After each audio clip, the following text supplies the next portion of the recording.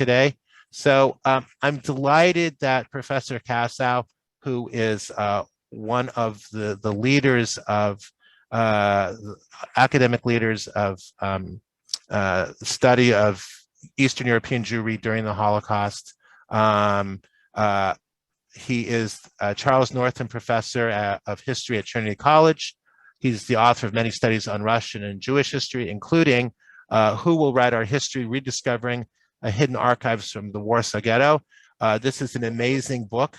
I recommend that you read it, but it'll take a while.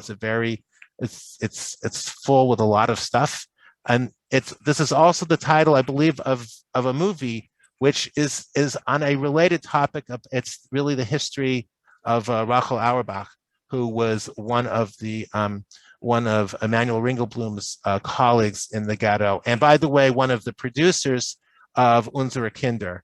Professor Kassow was part of the scholarly team that planned the Polin Museum of the History of Polish Jews in Warsaw, and he is currently engaged in a project organized by Yad Vashem to write a history of the Holocaust in Poland. He has been a visiting professor at several universities, including Harvard, Toronto, and Dartmouth, and he holds a PhD from Princeton. And I would like to say that we have been really blessed to be able to learn with Professor Kassow many, many times. He's very generous with his time. And Professor Kassow, thank you for joining us today. So I'm going to hand the floor over to you, and thank you. Okay. Can you see me? Yes. Okay, so thank you, Paul and Liz, and it's great to see you again. And it's very nice once again to have a chance to take part in a museum program. One of the most overlooked facets in the history of Jewish response to the Nazi occupation was the history of self-help and welfare assistance. And this took many forms: soup kitchens, children's centers, care of refugees. No two ghettos were alike, and there were very wide variations in how self-help and welfare assistance were administered. Now, let's just take a quick look at the organizational framework, which is that in 1940, the German authorities in the general government, that is, that part of Poland which was not annexed to the Reich and not under the Soviet occupation, in short, Central Poland. The German authorities and the general government established an umbrella organization to deal with matters of social welfare for the Polish, the Ukrainian, and the Jewish population. And the Jewish section was headed by a Jewish lawyer and actor named Michael Weichert, and it was based in Krakow. It came to be known in German as the JUS, die Jüdische Unterstützungsstelle, or the ZSS in Polish. The JUS was allotted 17% of the social welfare budget of the overall social welfare organization. Now, you might ask yourself, why would the Germans go out of their way to establish a social welfare organization? And why would they give Jews money? Well, the answer is very simple. In 1940, when this was set up, the Germans were neutral, were in a relationship with the United States where they were hoping for sympathy from the neutral countries. They were allowing the American Red Cross to come into Poland. They were counting on a short war, and they wanted to impress foreign opinion. So this JUS under Michal Weichert established branches in practically every Polish city that was under German occupation. In most ghettos, the local JSS was under the control of the Judenrat, but in some ghettos, especially in Warsaw, and I'm going to come to that soon, the JSS was a separate body.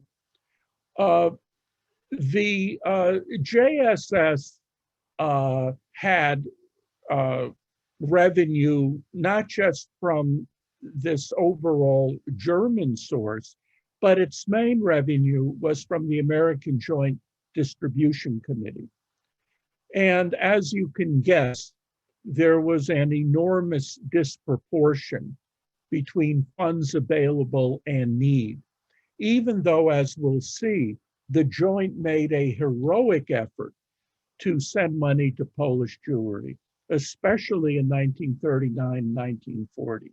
It came nowhere close to covering even a fraction of what was required. So in the archives of the JUS, which survived almost in their entirety, we have literally thousands of letters from local Jewish communities reading something like this. We just received from you 6 pairs of shoes. Whom should we assign them to? Should it be to the 65 boys who returned from a labor camp in rags in barefoot? Should it be for the remainder of the population that is going around without shoes? Another letter says that we need 300 pairs of shoes, and we got 10.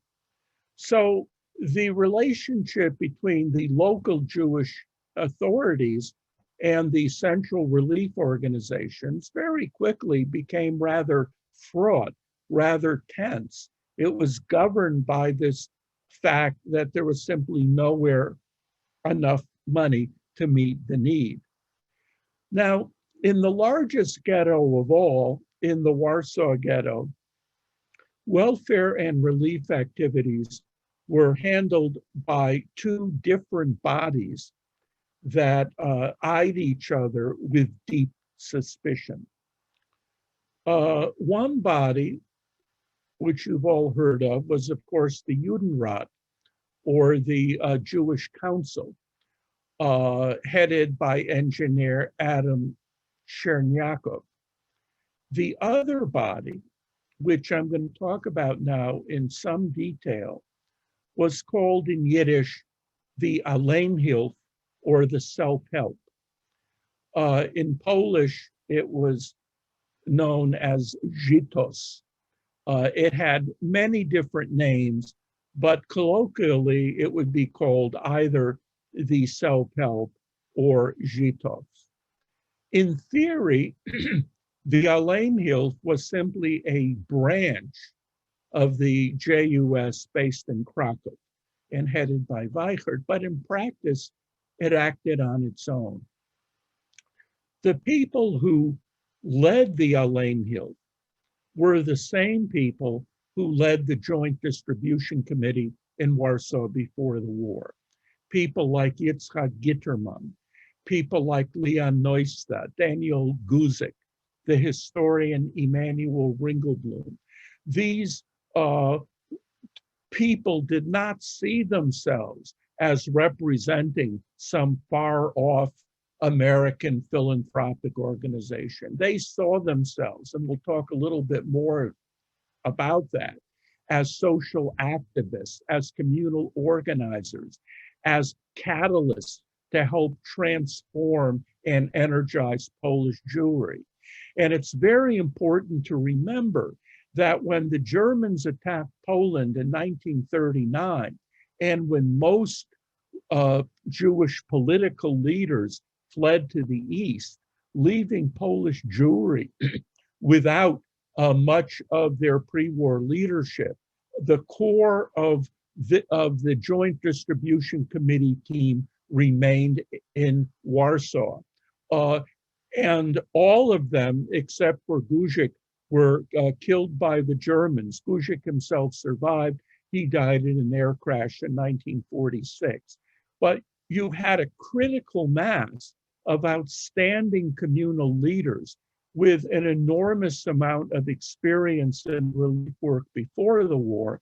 And this made an enormous difference. And it gave the Alleenhilfe the prestige and the standing it needed to protect its autonomy and to do its work.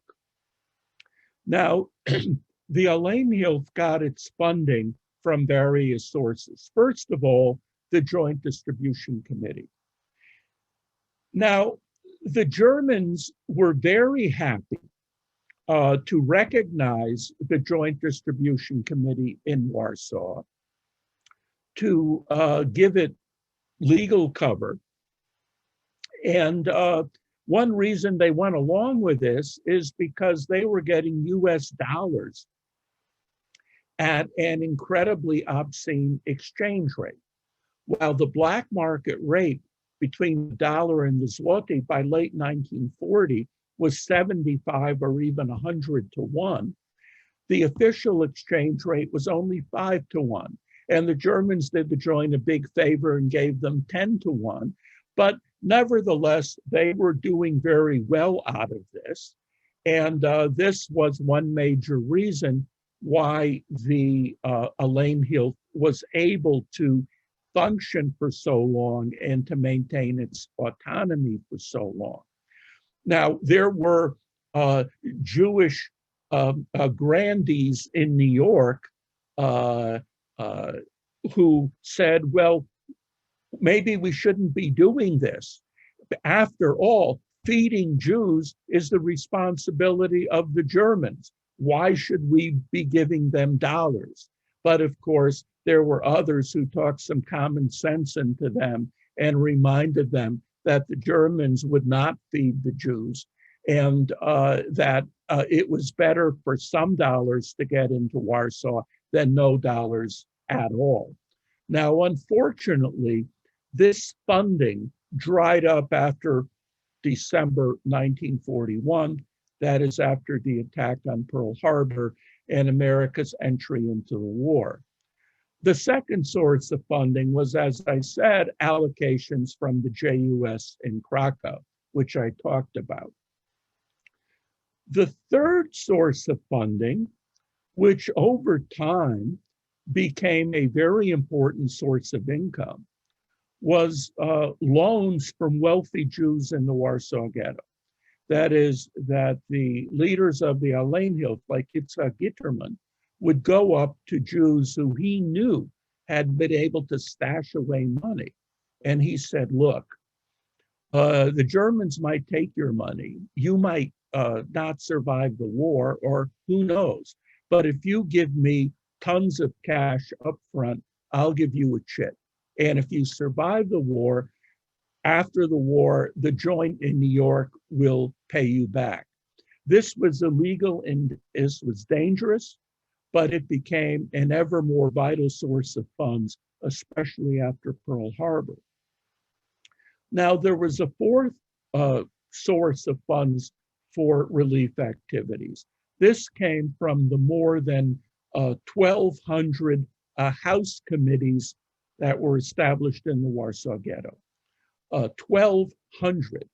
Practically every building in the ghetto had its own house committee. The Alleenhilfe hoped that these house committees would be willing to pay a kind of a tax where the wealthier committees would hand over money to the Alleenhilfe to subsidize the poorer ghetto residents and the refugees.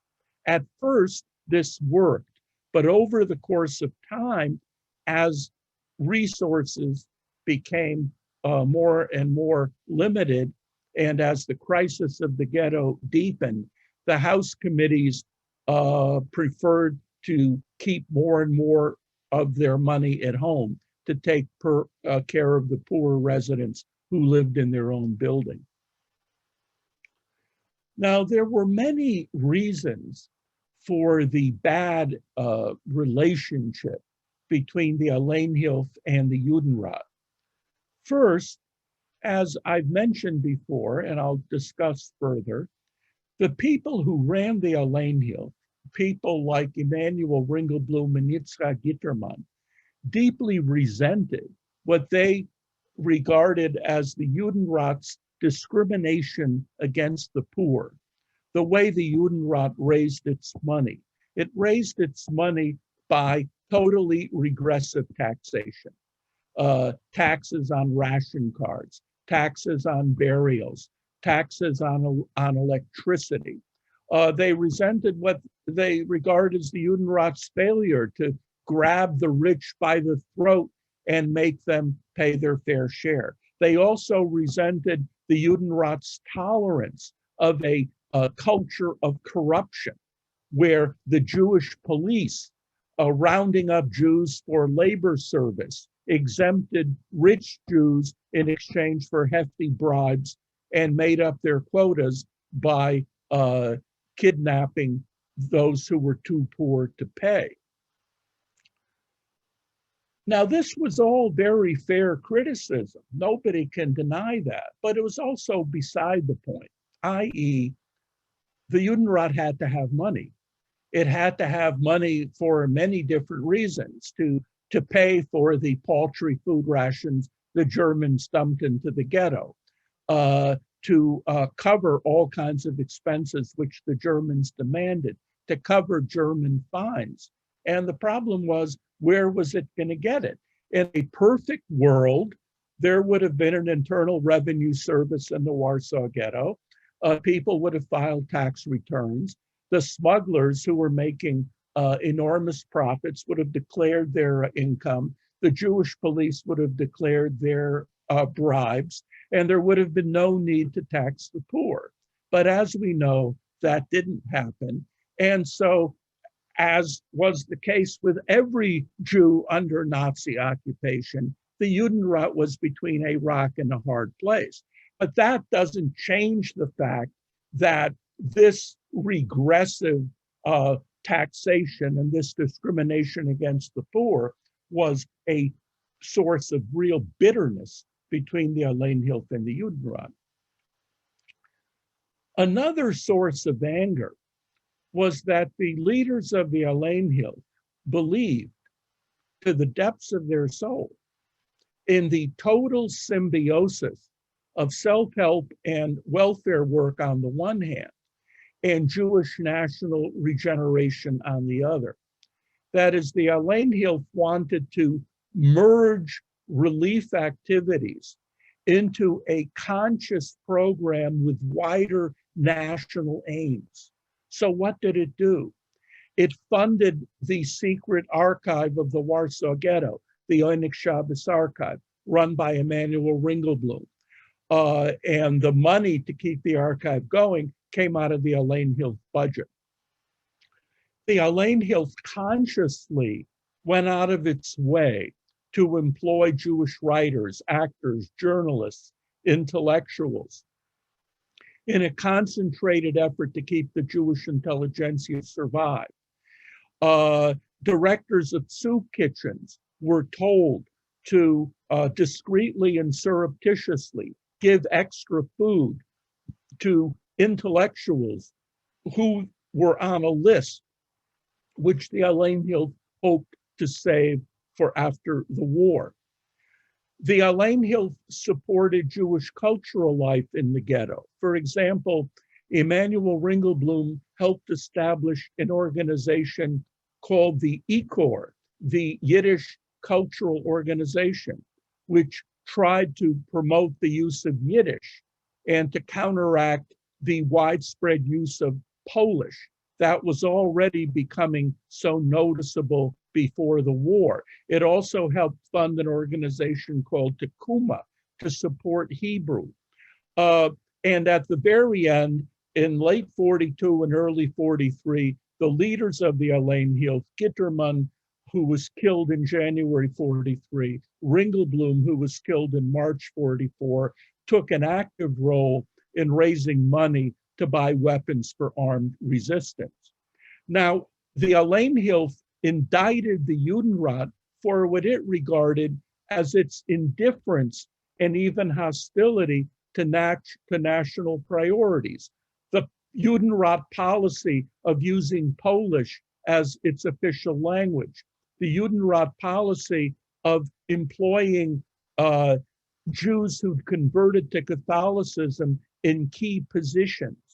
For example, Dr. Hirschfeld, an internationally known epidemiologist who was forced into the Warsaw Ghetto. He had converted to Catholicism. He occupied a key role in the Judenrat health system. The head of the Jewish police, Josef Sherinsky. The Alleenhild saw this as a betrayal of the Jewish people. The Judenrat, on the other hand, said to discriminate against converts in the Warsaw Ghetto would be an open insult to Poland and to the Polish people. We are Polish citizens. We are loyal Poles. There is no way that we can do what the Alleenhild is asking us to do. So in short, these two major organizations that both had responsibility for relief in the ghetto did not see eye to eye on a number of key points. And the Alleenhild saw itself as the real voice of the community. It saw itself as the conscience of the ghetto. But here's the rub. Given the fact that the Germans created a no-win situation for everybody, the fact was that while the leaders of the Alleenhild saw themselves as the selfless servants of the Jewish masses, as servants of the community, the reality of the ghetto life meant that many ordinary Jews resented them. They resented them for being big shots. They resented them for having jobs. They resented them for knowing where their next meal was coming from. They resented them for protexia, for using their positions to help their friends. In other words, the logic of German occupation meant that even when you tried to help, you became a lightning rod for criticism. Now, the heyday of Alleenhild activity was between the German invasion of September 1939 and Pearl Harbor. After Pearl Harbor, the dollars were cut off.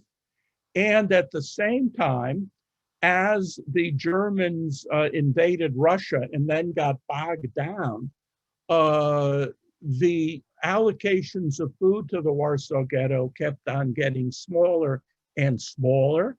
And by the spring of 1942, the Judenrat had taken over much of the social welfare activity, which had previously been run by the Alleenhild. Now, organizations like the Alleenhild were until recently neglected by historians of the Holocaust. The historians used to prefer to study Jewish councils, the Jewish police, or resistance groups. But the Warsaw Alleenhild was a perfect example of what Lucy Davidovitz called the alternative community, or what Yehuda Bauer called an intermediate organization. That is neither part of the Judenrat or the Jewish Council, neither part of a clandestine resistance group, but an organization that was a big tent, which had wide roots in various sections of ghetto society. In the Alleenhild, you had religious Jewish leaders and secular Jewish leaders working together side by side in a way that they never would have done in any other forum. You had intellectual elites and grassroots activists. You had Jews from the entire range of the political spectrum, from communists and Bundists to Zionists and even assimilated Polish-speaking Jews. I just want to remind you that one reason why the Alleinhilfe was possible in the Warsaw Ghetto was that the Warsaw Ghetto had an enormous amount of what we would call social space, compared to, say, the Lodz Ghetto, which was in the Reich rather than in the general government. The Warsaw Ghetto was much less regimented. So while the Lodz Ghetto was entirely dependent on German food allocations, and while it was hermetically sealed off from the outside world, in the Warsaw Ghetto, 90% of the calories were smuggled in. And there was a lively ongoing trade and exchange with the Aryan side. And this was a critical factor in making relief and welfare activities possible. In the Warsaw Ghetto, there was little Judenrat control of day-to-day life. The economy, and of course, you can't forget the ironic layers of meaning here, was based on quote unquote private enterprise, businesses, shops, restaurants, theaters. It was a money economy with the occupations what the legal tender on both sides of the ghetto wall. Provided that you had money in the Warsaw Ghetto, you can live and live very well. One of the most popular songs in the ghetto was the song, Mues, Mues, Mues is the best Sache. Money, money, money is the best thing to have. If you don't have any money, you can kiss life goodbye. This lack of regimentation meant that the Warsaw Ghetto could develop an extensive network of associations and organizations free of Judenrat control, house committees, cultural groups, an underground press. Of the 500,000 Jews or so in the Warsaw Ghetto, about 20,000 lived very well, about 200,000 were able to get by, and the rest were either starving or living in fear of losing their last source of income and falling at the mercy of the soup kitchens. There were lucky Jews who had lived in homes that turned out to be in the ghetto and they didn't have to move. There were the very unlucky Jews who lived in provincial towns, and they may have been well-to-do, but they were rousted from their homes at 15 minutes notice, expelled from their towns, dumped as refugees into the Warsaw Ghetto. These were the unluckiest of all. 100,000 to 150,000 Jews dumped into the ghetto, and this became the most urgent problem that the self-help, that the relief organizations had to deal with. These refugees were dumped into the so-called points, former synagogues, warehouses, former auditoriums, where 100 or 200 people lived in one room in total filth. One description of one of the points on Jika Street, feces, I'm quoting now, feces filled the corridors and stairs, heaps of waste matter, rubbish, excrement piled up to the second floor in the yard, people sleeping side by side with corpses, people sick with typhus next to those who were healthy, a Dante's Inferno. And the mortality rate in these refugee points was of course, absolutely unspeakable. Now, I want to remind you that the coal was very difficult to get in the Warsaw Ghetto. You had to be very wealthy to be able to heat your building. And most buildings were unheated, the pipes froze, so toilets couldn't work, and they were overcrowded, 10 to a room. Even those who were lucky enough not to live in the refugee centers, and you could imagine what resulted. The typhus epidemics, the tuberculosis, all of this created terrible challenges for the Alleenhill. But as we look at the statistics, we ask ourselves, was the glass half empty or half full? Because of the 500,000 Jews who passed through the Warsaw Ghetto, only, quote unquote, only 100,000 died of starvation or disease between the beginning of the war and the beginning of the Great Deportation in July 22nd, 1942.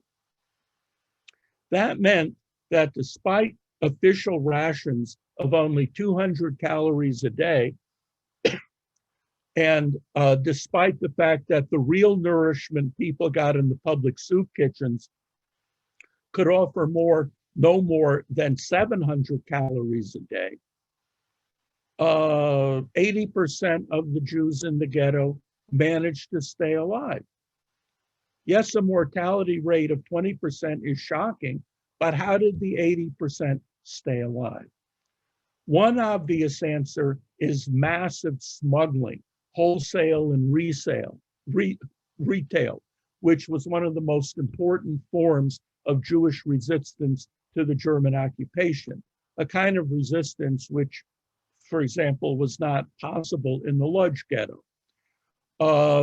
This wholesale smuggling was in the hands of gangs of Jews and Poles, many buddies from the pre-war underworld.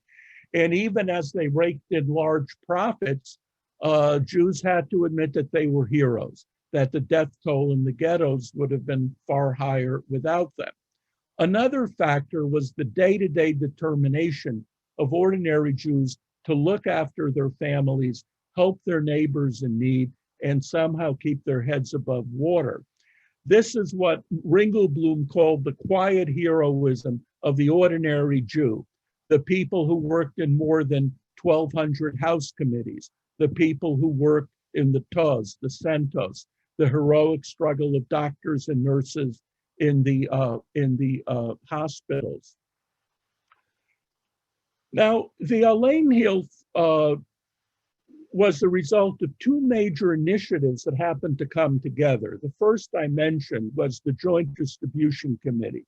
The second was the energy springing up from a remarkable grassroots movement that began during the siege of Warsaw, which resulted in the 1,200 house committees, which gave thousands of Jews a chance to come forward, participate in a vast array of relief activities aimed at helping their immediate neighbors. Now,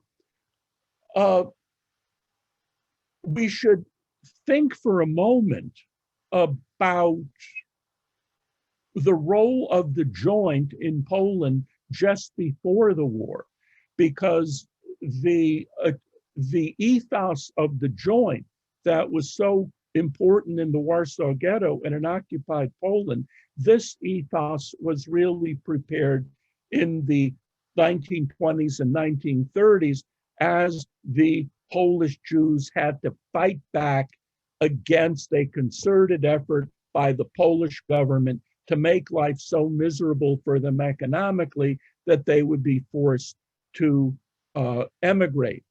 And the Joint did its best to help Polish Jews fight back with loan societies, with reconstruction help after pogroms, sending a message that beleaguered Jews were not alone. The Joint extended major aid to the welfare organizations that mobilized Jewish professionals, the TOS that ran hospitals, clinics, and spread information about public health, the CENTOS that looked after children, the Ort that provided occupational training. And people like Gitterman, Guzik, and Ringelblum, the leaders of the joint, saw themselves as continuing and implementing a new idea of self-help and social welfare that had actually begun to take shape in World War I. That is, they consciously rejected what they believed were outdated Jewish practices of philanthropy, the idea of tzedakah, the idea of handouts to the poor, the traditional societies or chevras that would distribute alms, handing over challah to poor Jews on the eve of the Sabbath, the tradition of wealthy Jews graciously funding schools or hospitals or orphanages and taking them under their wing. Now, don't get me wrong. I am not knocking that. I think that's a beautiful tradition. It certainly was what was help that Jews badly needed. All I'm saying here is that the people who ran the joint felt that this was a harmful tradition because it created a moral dichotomy between those who gave and those who received, and in some way demeaned those who received help and kept them from changing psychologically and mobilizing their inner resources in such a way that ultimately they'd be able to help themselves. So the joint tried to make a clear distinction between charity on the one hand, which it rejected, and constructive relief on the other, which it tried to promote. So between the wars, the Joint Distribution Committee, joined by political activists and large numbers of Jewish professionals, physicians, engineers, nurses, psychologists, aimed to deal with Jewish social problems by encouraging the philosophy of self-help and communal responsibility. Jews, no matter how poor, were encouraged to believe that they were equal partners and not schnorrers. In World War I, Jewish activists used the crisis of homelessness and unemployment as a way to transform Jewish society and Jewish psychology. The soup kitchens, which soon fed a majority of the Jewish population in cities like Warsaw and Vilna in 1915 and 1916. Those soup kitchens should not only dole out soup, but they should serve as centers for new Jewish secular schools. They should serve as centers for childcare, which would introduce Jewish children to nature, to hiking, to physical exercise. Relief should also become a catalyst for national rebirth. And World War I, of course, was a major disaster for East European Jewry. It's only because of the Holocaust that we forget how awful it was. Only in the Russian Civil War, 100,000 Jews were killed. There were 100,000 Jewish orphans. Entire towns were destroyed. And after the war, the Polish economy was a basket case. It had lost its Russian markets. Economic anti-Semitism tried to force Jews out of the economy. Jewish businesses failed. And this created a huge crisis in Jewish society, because in traditional Jewish society, it was nice to be what was called part of the Shene Yidden, of the Balabatim, the nice Jews, the Jews who were well off. A nice Jew did not become a tailor or a shoemaker, and he didn't work for somebody else. A nice Jew had a little business. A nice Jew would give his daughter a diary. A nice Jew would not allow one of his children to marry down. But in the 20s and 30s, many of these Shena Yidden lost their businesses. Many of them lost their money. Many were forced to become tailors and shoemakers, anything to make a living.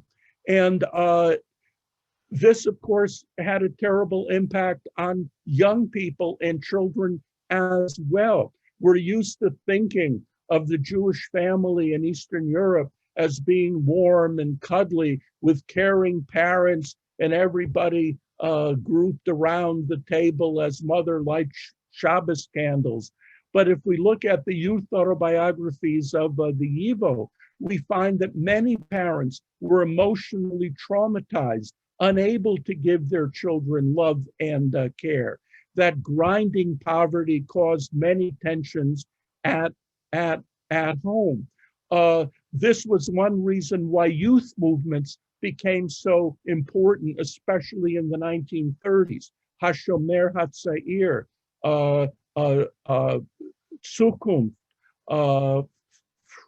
Freiheit. All of these youth movements became a substitute family, something that young people needed as they became alienated from their parents. And generally, we see between 1918 and 1939 a process of what we might call the proletarianization of Polish Jewry, a steady decrease in the number of Polish Jews involved in trade and commerce, and an ever-growing increase in the number of Polish Jews working in small shops or small factories for very low wages, which is one reason, by the way, why the Bund became the most popular political party in the big cities on the eve of the war. In the communal elections in Warsaw in 1938, the Bund got 62% of the Jewish vote.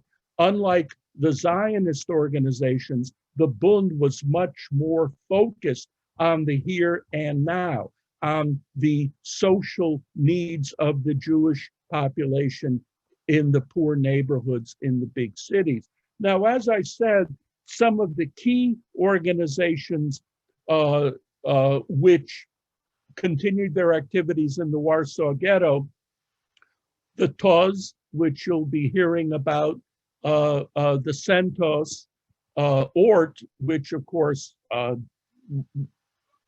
was involved with occupational training and which functioned in the Warsaw Ghetto under another name. Now, Centos sponsored a wide range of activities. In 1938, it served 32,000 children, sponsoring 26 orphanages, 75 daycare facilities, clinics for mothers and children, 30 different summer camps. By 1937, it was directly caring for 32,000 kids. And only 13% of its budget came from the joint. 70% came from within Polish Jewry itself. And so the work of Centos was an indication of the vitality of the Jewish community under great economic stress, but nevertheless determined to mobilize in order to protect its children. And many very remarkable people worked for Centos or Centos-related institutions. Jan Korczak, Dr. Korczak, Stefania Wilczynska, Kalman Lis, and many others. Another key example of Jewish self-help and relief before the war were the 900 loan societies, which were established by the joint, but which were then run on a 50-50 basis. The idea was that the joint would put up the seed money, and then the local shtetl had to raise half the capital and see that the loans were paid back. Now, this was called microcredit. And while the sums were not great, they had important moral significance. It was a form not of charity, but of real self-help. After a pogrom, the leaders of the joint, like Gitterman and Ringelblum, coming into a shtetl and giving the Jews loans to rebuild their shattered shops, reminding Jews that they were not alone. And there was another very important aspect of these free loan societies, which is that they served to counteract what we know to be the political division of Polish Jewry. Polish Jews were notoriously divided between Bundists and Zionists, religious Jews and communists, but the joint forced Jews on the local level to bury their differences and work together to solve humdrum problems in the here and now. Yitzhak Gitterman wrote an essay about the so-called Kassow, the guy who works in the Free Loan Society. And his description of the Kassow describes exactly the kind of person who became so vital in the self-help activities in the Warsaw Ghetto. What does Gitterman say? That the Kassow is not going to wait for the Messiah. He's not going to wait for political miracles to solve Jewish problems. He's ready to roll up his sleeves, do the routine humdrum work that has to be done today. And that makes the difference between a Jew being self-supporting and a Jew being a charity case. Now, in the initial period of the war, say from September 1939 until about Passover 1940, the joint was able to divert a great deal of money into Poland. And this was especially noticeable in Passover 1940, where hundreds of thousands of Jews all over occupied Poland got packages with matzah and with other Passover foods. Now, this might surprise you, but the joint's rather liberal aid that came in 1940 made people like Emanuel Ringelblum rather angry. Ringelblum wrote that the joint was too willing to help. Another person who wrote the same thing was the Yiddish writer and activist Peretz Opachinsky. The mistake was that by diverting so much money to Poland in 1940, the joint inculcated the belief in many wealthy Jews that Uncle Sam would take care of the problem. And instead of handing over their money to the joint, they decided that they would try to hide their money and let the joint take care of matters. Well, this turned out to be a disaster because the Germans ultimately were able to get their hands on all of that hidden money, and the joint ultimately, as we heard, ran out of resources. I just want to say, I just want to make a few remarks now about some of the basic pillars of self-help in the ghettos. I've talked a lot about the house committees. What did they do? The house committees mobilized thousands of people for self-help. They mobilized and they educated thousands of people to take on social responsibility in the ghettos. They exerted social pressure. If you didn't step up and pay your tax to the house committee, if you didn't step up and do your work, assigned work in subcommittees, there was a list of shame. And people were told that they would be on a list of shame after the war. And this social pressure really paid off. Records of some of the House committees survived in the Ringelblum archive. And we see some extraordinary achievements. In one House committee on Leshno 24, there was a board that met once a week. It would make lists of all families that could afford to feed a poorer family or a poorer individual, reviving the old yeshiva tradition of Essen Tag, eating days, where shtetl families used to promise poor yeshiva students food on a particular day. So one family might eat with the Goldbergs on Thursday and with the Kaplans on Sunday, and so on. The House Committee arranged medical care. It set up a children's corner. It also adopted a nearby orphanage and a refugee center and provided them with bowls of soup and clothing. It also had a burial fund to assure that tenants received a proper burial.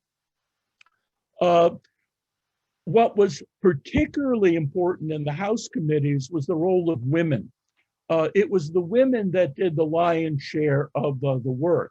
And the House committees had so-called women's circles. They set up sewing clubs that employed poor girls, and they provided clothing for children from poorer families.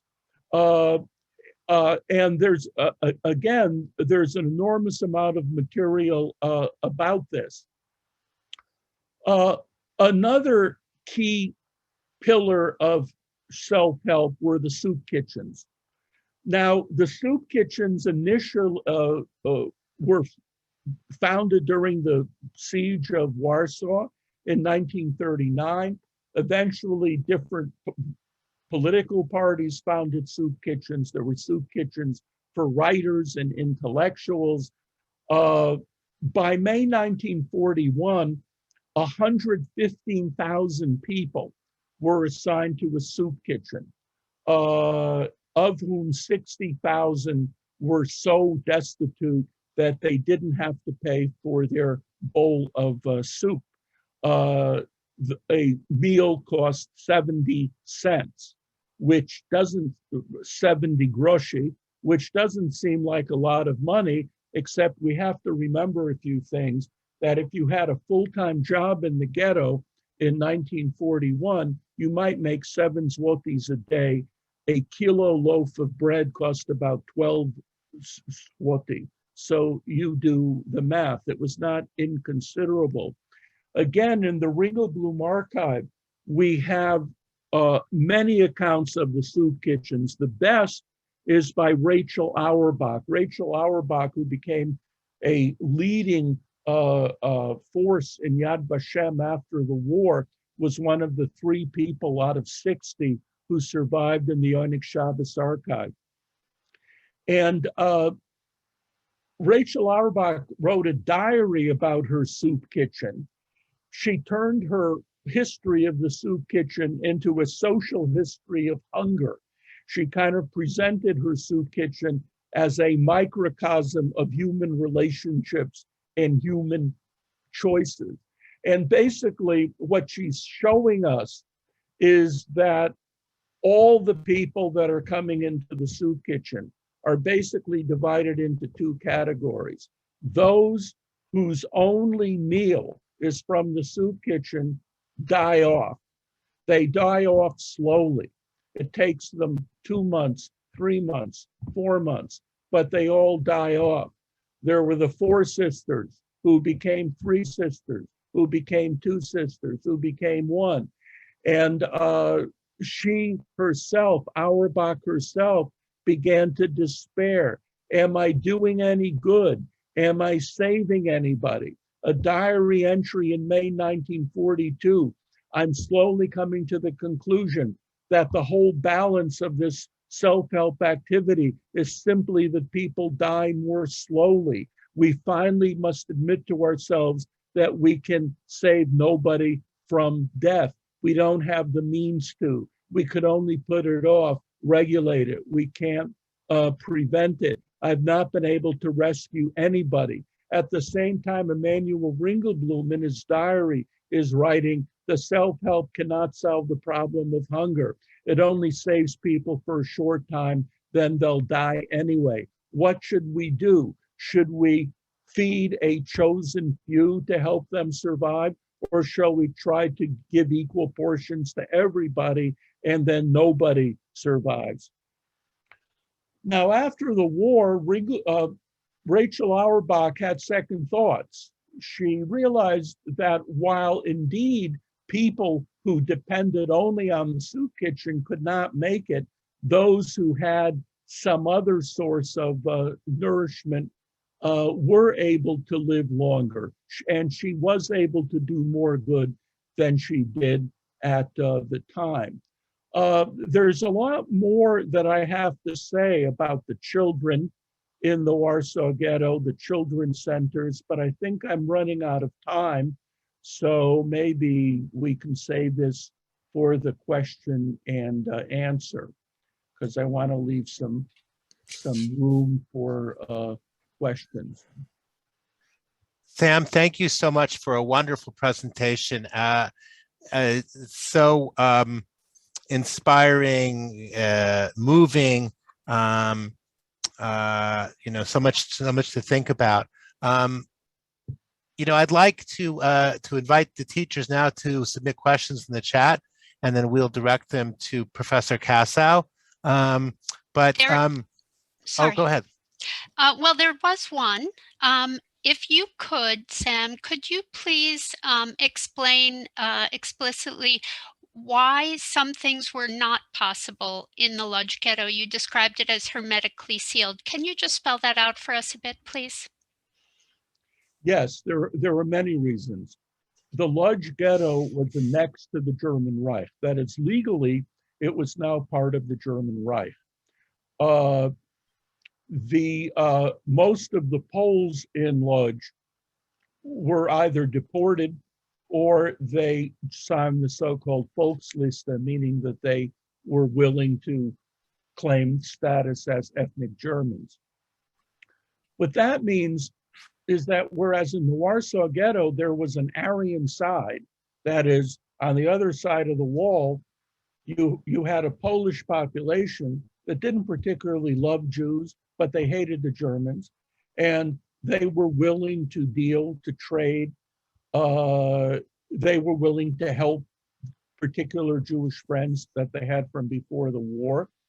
In the Lodz Ghetto, the decision was made to seal the ghetto in such a way that no smuggling was possible. No food got into the Lodz Ghetto beyond what the Germans allocated. The person, therefore, who was in charge of distributing those German allocations had enormous power. That person happened to be Chaim Rumkowski. And as long as he had no competitors, he used his control over the food supply to become a total dictator of the ghetto. So in other words, the Lodz Ghetto was a sealed enclave in the German Reich. There was no money in the Lodz Ghetto. That is, there was ghetto money called Rumkes, but it had no value outside the ghetto. Whereas in the Warsaw Ghetto, the Polish occupation zloty was legal tender on both sides of the wall. Lodz was famous as a great center of Jewish revolutionary activity for decades and decades. It had a very strong tradition of left-wing activism. There was no armed resistance in the Lodz Ghetto because in 4 years, not one pistol was smuggled in. Not one emissary from various Jewish resistance organizations were able to get into the Lodz Ghetto. It was really sealed off. And whereas in the Warsaw Ghetto, the economy was based on quote unquote private enterprise, in the Lodz Ghetto, it was totally regimented. So another question related to the Lodge Ghetto is how did they manage if there was no smuggling? That's a good question. That's a great question. How did they manage? Rumkowski was a very proactive person. Now, he's also a very controversial person. But to make a long story short, Rumkowski was able to shop the idea of the Lodge Ghetto as a mega factory for the German war effort. And by 1943, he'd established 117 different factories.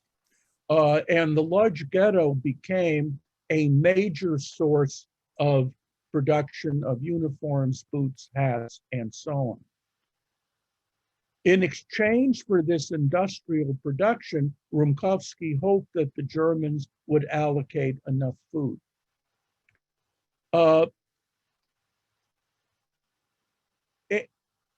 All the food consumed in the Lodge Ghetto was allocated by the Germans.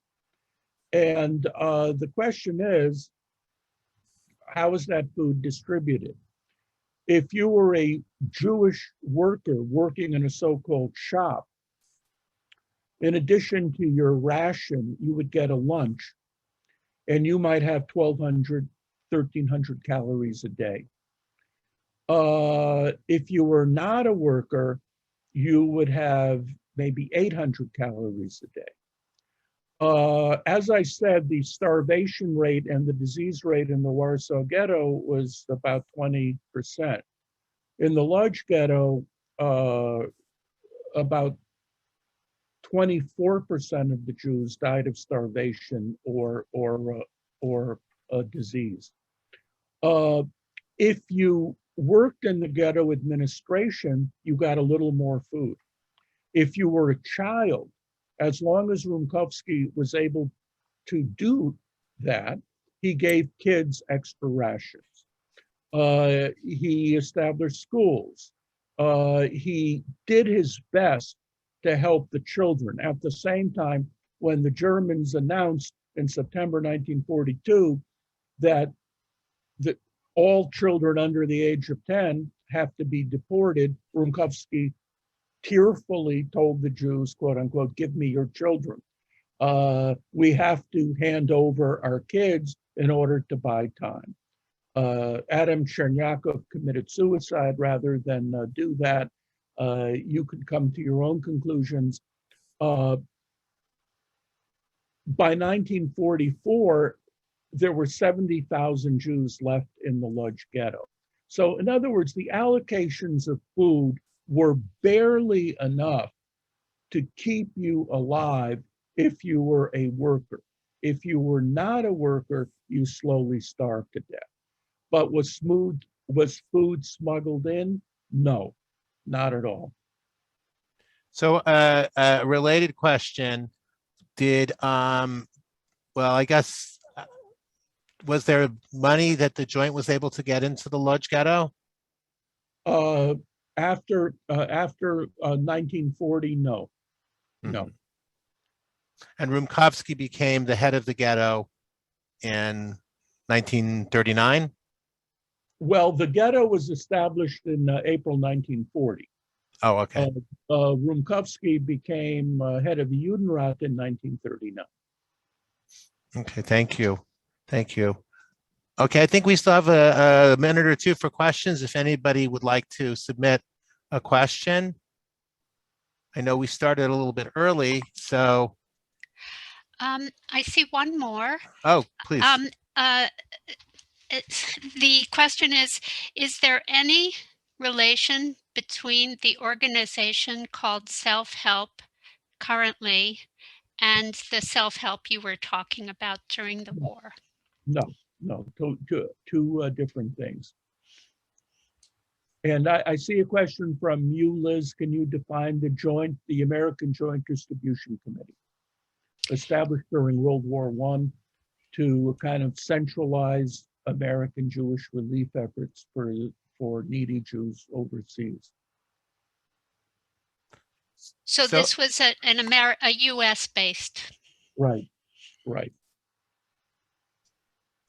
So I think it was interesting, speaking of the joint, that you mentioned that they were encouraging, I guess, responsibility and communal responsibility, and yet the joint itself raised money from wealthy people.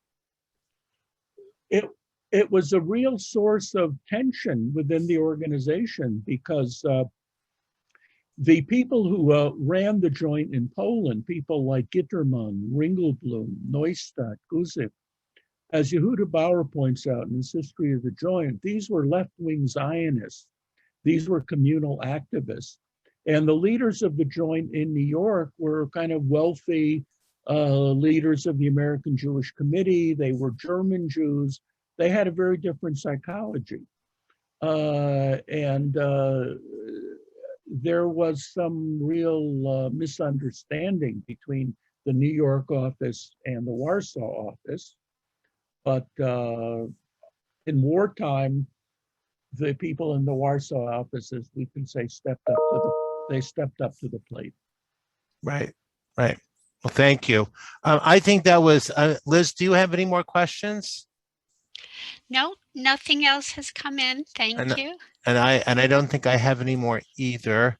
But Sam, that was really an amazing presentation, and I think very inspiring to see what people were able to do under really horrible circumstances. And as you talked about with the House committees, nevertheless stepped up to the plate to take care of one another, to the best they could.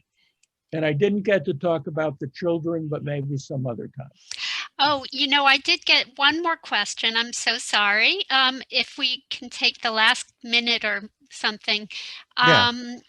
Sam, a teacher is asking, what do you think is the most important thing for us as teachers to tell our students about the role of children in the self-help movement?